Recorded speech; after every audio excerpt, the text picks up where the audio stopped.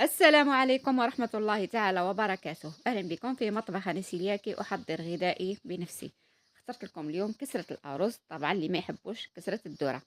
راح نبدأ المقادير على بركة الله. حنستعمل كأسين فرينة الأرز، كأس الثاني، وملعقة نشاء الذرة.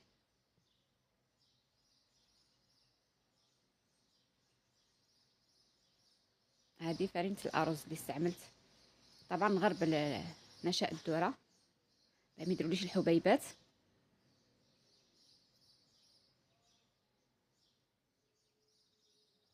نزيد ملعقة حليب بودرة ميلكو سبراي، ونزيد ملعقة خميرة كيميائية. هنا ما نستعملوش خميرة الخبز، ملعقة صغيرة مملوءة. والملح حسب الرغبة. نزيد حوالي ملعقتان زيت المائدة وملعقة زيت زيتون، ملعقة أكل.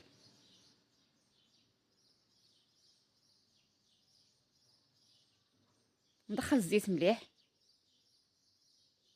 نلم الآن بالماء دافي.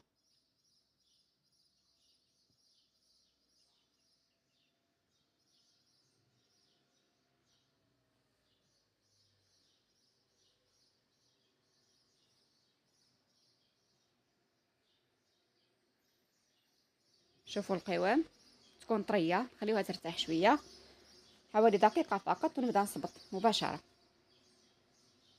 كل ما تجيو تصبطوا عاودوا دخلوها مليح هكذا، نفسوها. سدوا التشققات لانها صعيبة راح تتشق لكم، لازم ديروها بالسياسة. ومباشرة حطوها طيب بلا ما ترتاح، النار تكون متوسطة. شوفوا كيفاه طابت. من الاحسن ما تحمروهاش بزاف باش تجيكم طريه، لو كانت تحمروها راح يجيكم يابس. شوفوا الكسره بعد ما وجدت. نشوف لكم حبه كيفاه جات طريه، شوفوا مليح. شفتوا كيفاه طريه؟ اذا ما لازمش طيبوها بزاف باش تكون طريه. وهكذا تكون الوصفه تاعنا جاهزه. اتمنى تعجبكم الوصفه، والى اللقاء مع وصفه جديده ان شاء الله. تقدروا تحتفظوا بها في المجمد، وعند الحاجه تخرجوها من قبل ثم تسخنوها في المقلاة وتكون اشهى ملي تكون جديده.